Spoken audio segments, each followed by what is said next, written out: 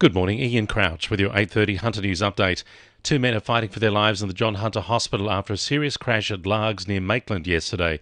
Police say a Toyota Land Cruiser left High Street and crashed into the front of a home on the corner of Morpeth Street, seriously injuring an 84-year-old male occupant. The 69-year-old male driver was revived at the scene.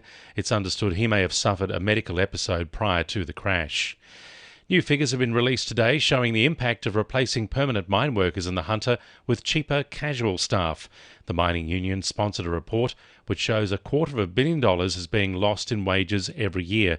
The union has launched a campaign calling for laws to be changed so mining workers receive the same pay for the same job, regardless of whether they're casual or permanent staff.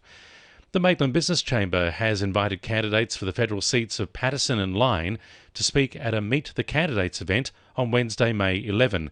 The event is aimed at helping the local business community make an informed choice when they head to the polls on May 21. Chamber President Shane Hamilton says locals should think carefully about what the candidates are offering for the region. We're already seeing both major parties are committing to the MRI licence, and they're talking to us about the other items on our list. But also too, some of the smaller parties are also fully supporting our. I suppose I wouldn't call it a wish list, but it's a list that we deserve here in the Hunter. The man who's helped lead the Hunter through the COVID-19 pandemic has been named the Lake Macquarie Ambassador for 2022. Public health physician Dr. David Durheim provided daily updates at the height of the pandemic. He was named this year's ambassador at the Lake Macquarie Awards ceremony at the weekend. Mayor Kay Fraser says his high-level advice, constant updates and pleas for people to take precautions helped minimise the impact of coronavirus over the past 2 years. Work is set to start today on a new boardwalk project in Lake Macquarie, connecting the foreshore with the Lakeside Holiday Park. On top of creating a link across the lake, it will also see improvements to car parking arrangements and vegetation. Council Section Manager of Community, Brendan Canada, says the boardwalk will further encourage tourism to the Lake Macquarie area. Boardwalk is alongside the Swansea Gardens Lakeside Holiday Park, so it's a great spot for people to be able to holiday and enjoy the Swansea area. So we think it'll be a great tourism benefit for the area as well. A concert held at Newcastle's Christchurch Cathedral at the weekend has raised more than $20,000 for the Ukraine crisis appeal. 550 tickets were sold for the event to raise money, with the final tally still being counted.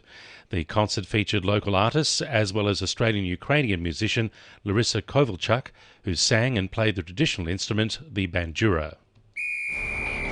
2NURFM Sport. Former Newcastle Knights player Josh King says he felt sorry for his old teammates after their 50-2 loss to the Melbourne Storm at McDonald Jones Stadium yesterday.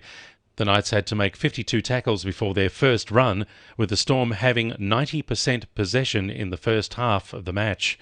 The Jets sealed a 3-0 win over Macarthur yesterday at Campbelltown Stadium, with Valentino Ewell taking his goal tally to 6 for the season. The side had lost their past 3 games and weren't given 9 days of preparation like the Bulls.